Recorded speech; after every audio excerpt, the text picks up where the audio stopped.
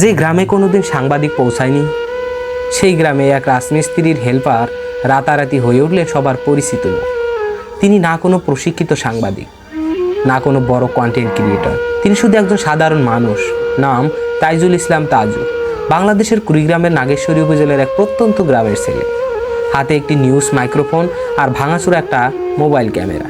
কখনো গ্রামের জিলেপির দোকানের দরদাম, কখনো ব্রিজ না থাকা নদী পেরিয়ে আসা গরুর গল্প, কখনো ভাঙাচোরা রাস্তার দুর্দশা, সবই তুলে ধরতে শুরু করেন নিজের ভাষায়, সাংবাদিকদের মতন করেই।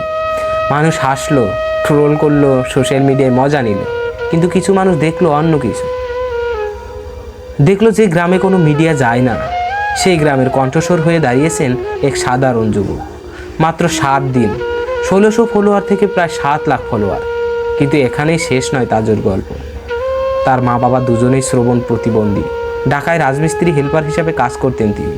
নিজের দুঃখ বলতে আর গ্রামের দুঃখ প্রকাশ করতে ক্যামেরা হাতে নেন তাজুল।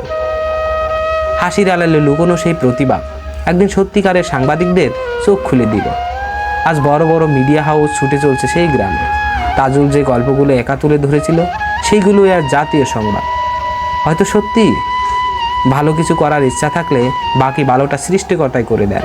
তাজুল প্রমাণ করে দিয়েছেন সাংবাদিকতা একটা পেশা নয়, একটা দায়িত্ব, একটা সাহস, একটা মানুষের জন্য কথা বলার শক্তি। গ্রাম বাংলার সেই ছেলেটি আজ অনেকেরই অনুপ্রেরণা।